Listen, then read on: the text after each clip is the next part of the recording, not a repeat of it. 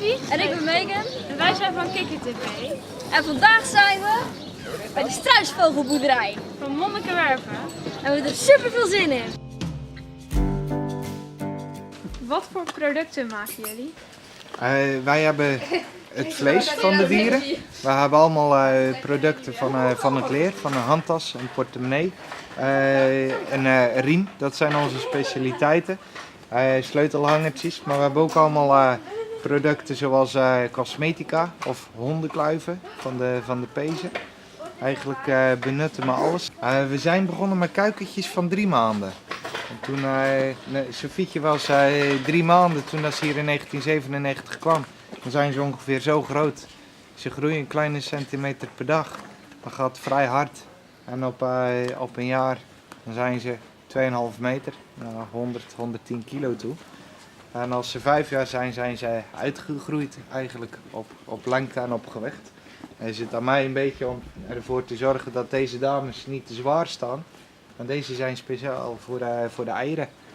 Waarom zijn jullie eigenlijk begonnen met struisvogels houden?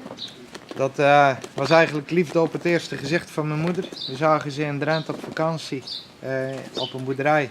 We zijn gaan kijken en toen zei mijn moeder van dat wil ik ook. Mijn vader zei dat denk ik niet.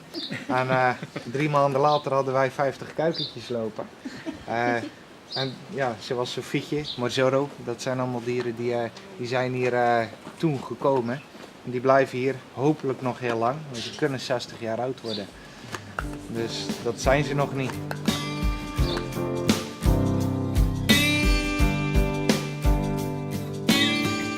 In de vrije natuur leeft 1 haan met 2 hennen. En zo maken ze een nest van een 20-tal eieren. Komen ze elkaar tegen met kuikens, dan kan het gebeuren dat de hanen gaan vechten. De winnaar die neemt de kuikens mee onder zijn hoede. En de verliezer die gaat met zijn dames weer een nieuw nest maken. Dus ze leggen best veel eieren, 40 tot 60 eieren per hen per jaar.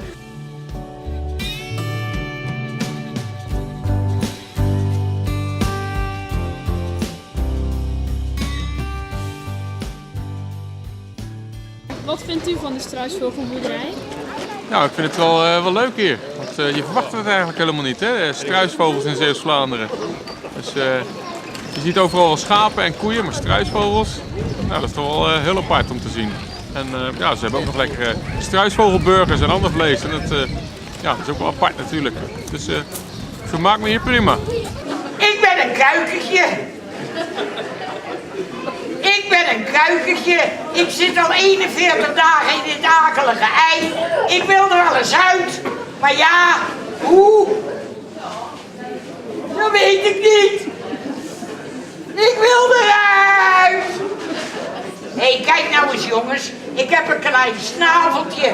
Als ik nou eens met mijn snaveltje tegen de binnenkant van dat ei aan tik,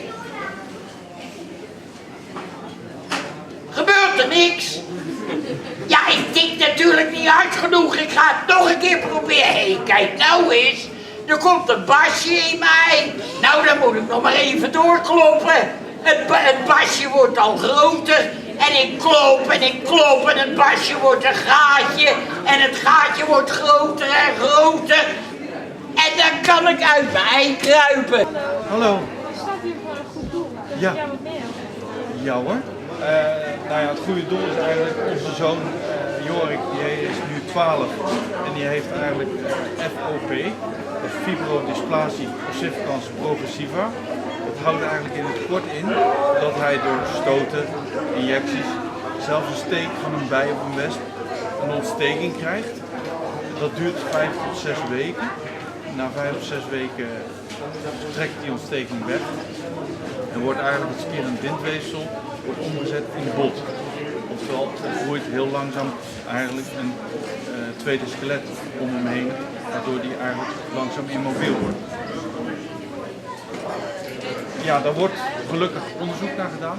Ondanks dat het een hele zeldzame ziekte is, komt 1 op de 2 miljoen voor. Dus er zijn eigenlijk, ja, hier in Nederland zeggen ze al van de overheid of van de industrie, zeggen ze van ja, het is te zeldzaam, dus we besteden er geen geld aan. Dus dat is jammer dan voor je. En dan zeggen wij van als ouders zijn van ja hallo, we willen wel medicijnen, we willen dat het stopt. Dus dan hebben we gewoon artsen die dus eigenlijk veel geld nodig hebben om een onderzoek te kunnen doen in het laboratorium. Nou, maar door giften, door dit soort acties proberen we dat te steunen zodat het onderzoek blijft doorgaan.